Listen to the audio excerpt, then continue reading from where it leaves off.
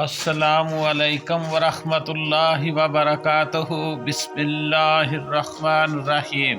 میرے پیارے بھائیوں اور بہنوں، آج جو واقعہ آپ کو سنانے جا رہے ہیں وہ ایمان کو جگا دینے والا، دل کو ہلا دینے والا اور امت محمدیہ صلی اللہ علیہ وسلم کی عظمت کو بیان کرنے والا ہے۔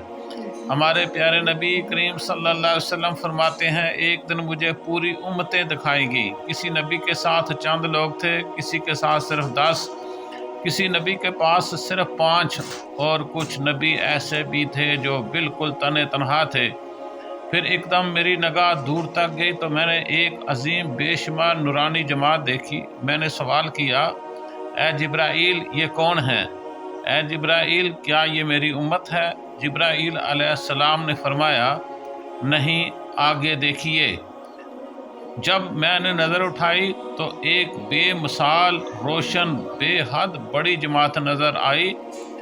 جبرائیل علیہ السلام نے کہا، یہ آپ صلی اللہ علیہ وسلم کی امت ہے، اور ان میں سے 70,000 ایسے خوش نصیب لوگ ہیں جن سے نہ حساب لیا جائے گا، نہ ہی عذاب کی کوئی بات ہوگی۔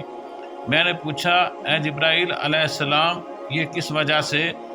تو جواب ملا، یہ لوگ اپنے رب پر کامل بھروسہ رکھتے تھے، نہ داغ لگواتے تھے، نہ ہی ٹوٹکے جھاڑ پھونک کرواتے تھے، نہ ہی وہم و گمان اور بدشگونی کو مانتے تھے۔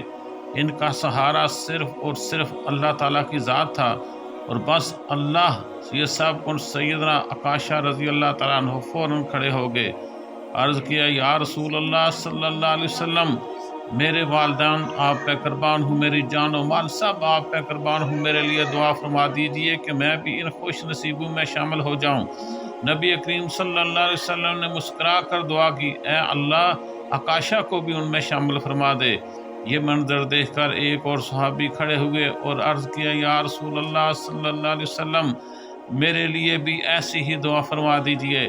لیکن آپ صلی اللہ علیہ وسلم نے فرمایا، عکاشہ تم سے سبقت لے گئے۔ یہ الفاظ سن کر صحابی کے دل لرز گئے کہ اصل کامیابی کس کی ہے؟ جو اللہ پر بھروسہ کرے، جو توکل کی راہ پر چل پڑے، جس کا سہارا صرف اور صرف اللہ کی ذات ہو۔ میرے بھائیوں، وہی کامیابی حاصل کرتا ہے۔ میرے عزیزوں، کاش ہم بھی ایسے مسلمان بن جائیں، کاش ہمارا یقین بھی ایسا ہو جائے کہ رب کے سوا کسی سے کوئی کسی قسم کی امید نہ رکھے۔